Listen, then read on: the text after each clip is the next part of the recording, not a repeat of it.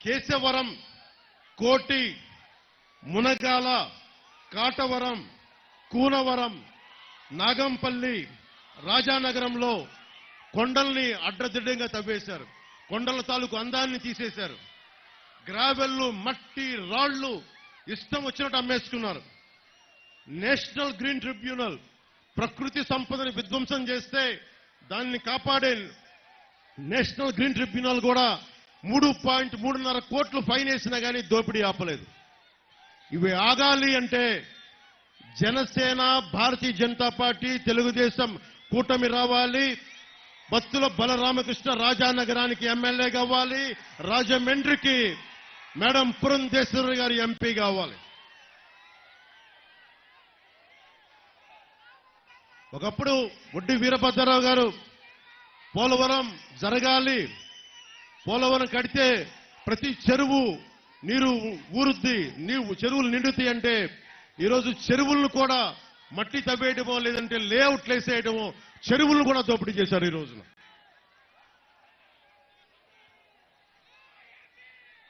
ప్రతిసారి ఎవరో మాట్లాడతా నేను కులాలను దాటి ఆలోచించేవాడిని, రెల్లి కులాన్ని ఇంత గుండెల్లో తీసుకున్నవాడిని. సినిమాల్లోకి రాకముందు అన్ని మతాలు సమానం అంట జానీ అని చెప్పి ఒక క్రిస్టియన్ యువకుడు కథ తీసిన వాడిని.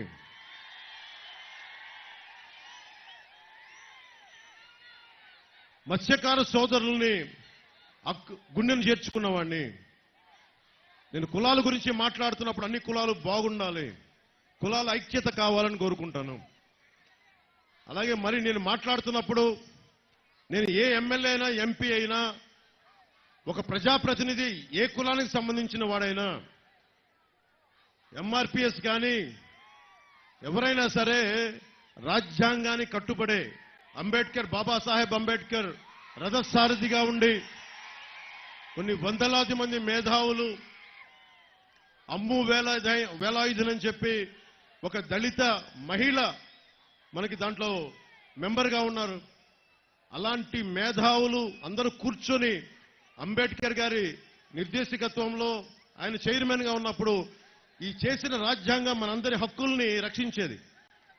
అన్ని కులాలని సమానంగా చూడటం, సామాజికంగా వెనుకబడ్డ కులాలకు ఎక్కువ స్థానం కల్పించడం, వాటికి ఇవన్నీ ఉన్నాయి. అలాగే ప్రతిసారి నేను ఎప్పుడూ అన్ని కులాలు బాగుండాలని కోరుకునేవాడిని. నా స్నేహితులు కానీ, నా సన్నిహితులు కానీ ఎప్పుడు కూడా అన్ని కులాలు, అన్ని మతాలు ఉన్నాయి. సినిమాల్లో కూడా నేను ఎప్పుడు ఒక కులానికి సంబంధించిన పేరు నేను ఎప్పుడు పెట్టుకోలేదు. అంత బలమైన వ్యక్తిత్వం నాకు సినిమా వరకు. వ్యక్తిపరంగా నా జీవితంలో ఎప్పుడు కులాలని దాటే ఉంది నా జీవితం, నా స్నేహితులు కానీ, నా వ్యక్తిగత జీవితంలో కానీ. మతానికి వస్తే నా భార్య ఒక ఆర్థడాక్స్, రష్యన్ ఆర్థడాక్స్ క్రిస్టియన్ నా భార్య. మొన్న ఈ మధ్యన వైసీపీ నాయకులు మాట్లాడుతున్న దృష్టికి పట్టుకొచ్చారు. సామాజిక మాధ్యమాల్లో నరేంద్ర మోదీ గారి ఫోటో వేసి, చంద్రబాబు గారి ఫోటో వేసి, నా ఫోటో వేసి ఒకటే చెప్తా ఉన్నారంట, వీళ్ళు వస్తే చర్చిలకు ఇబ్బంది అవుద్ది అని అంటే ఒకటే చెప్తా ఉన్నా. నేను సినిమాలని ఆ రోజు నేను ఏవాసించే, నేను జానీ అనే సినిమా తీయడానికి ఓట్లు పడతాయనా? లేదు. సమాజం అందరూ బాగుండాలి.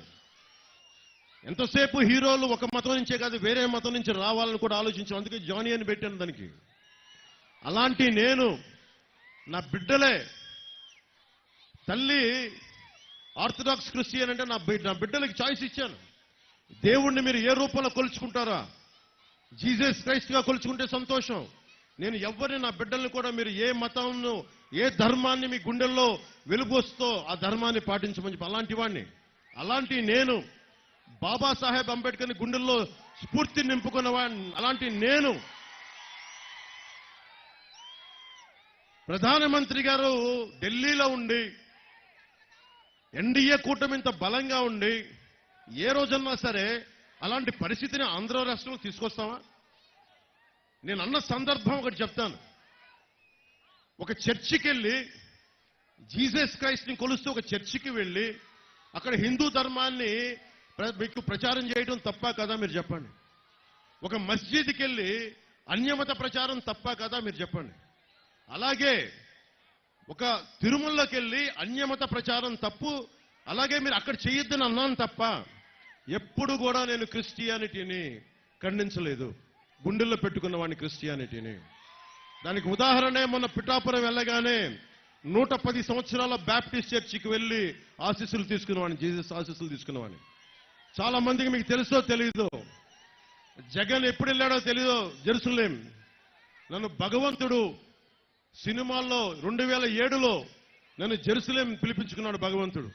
అక్కడికి వెళ్ళాను. ఆ రోజున జీసస్ క్రైస్ట్ పుట్టిన ప్రాంతం, పుట్టిన ఇల్లు, ఆయన సిలువేస్తే ఆయన నడిపించిన దారి, అదంతా నాకు భగవంతుడు నా కనుకరించి అక్కడి దాకా తీసుకెళ్లాడు. అలాంటి నేను ఏ రోజున కూడా మేము కూర్చోవస్తే క్రిస్టియానిటీకి ఇబ్బంది వస్తుందని చెప్పి జగన్ ప్రచారాన్ని మీరందరూ తిప్పి కొట్టాల్సిన అవసరం ఉంది.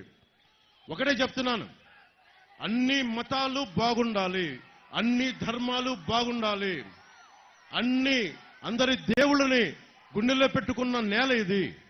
అందుకని దయచేసి పాస్టర్లకి, ఫాదర్లకి, రెవరెండ్లకి, క్రిస్టియానిటీని పాటిస్తున్న ప్రతి ఒక్క సోదరుడికి, సోదరీమణికి నేను గుండెల లోతులోంచి చెప్తున్నాను, మీ మీద ఈగ వాలితే మేము ఎదురొచ్చి మీకు అండగా నిలబడేవాళ్ళం. మిగతా మతాలు, మిగతా ధర్మాలు బాగుండాలని కోరుకునేవాళ్ళం. అన్నింటికి మించి బాబాసాహెబ్ అంబేద్కర్ ఇచ్చిన రాజ్యాంగం ఉంది మనకి. ఒక పవన్ కళ్యాణో ఇంకొకళ్ళో ఒక జగనో వచ్చి దీన్ని ఎవరు చేయలేరు. మీకు సర్వ హక్కులు ఉన్నాయి. నాలాంటోడు రేపొద్దున తప్పు చేస్తే మీకు కత్తి ఇస్తాను, తల నరికేయండి నాకు, మీకు తప్పు జరిగితే. ఇందాకే చూశారు కదా, జగన్ లాగా ఆ మూట వచ్చి తగిలింది, దాంట్లో ఏం పెట్టారో నాకు తెలియదు. జగన్ లాగా దానికి పెద్ద గంత కట్టుకుని డ్రామాలు ఏం చేయను, భరిస్తాను నేను. ఎన్నిసార్లు మనకి వైఎస్ రాజశేఖర రెడ్డి గారి నాయకులు ఎన్నిసార్లు నా మీద రాళ్ళేశారు, ఈపులు పగిలిపోయాయి మా అందరికీ. అన్ని తట్టుకొని వచ్చాం రాజకీయాల్లోకి. ఇలాంటి రౌడీ మూకలకి, ఈ తాటాకు చెప్పులకి అసలు బెదరం. అరే దశాబ్దాల నుంచి ఒంటరిగా నడుపుతున్నాం పార్టీ, ఒక్కళ్ళమే ఉన్నాం, అన్ని ఒడిదుడుకుల్ని తట్టుకొని నిలబడి ఉన్నాం. దేనికోసం అంటే మీ భవిష్యత్తు కోసం, ఆడబిడ్డల రక్షణ కోసం,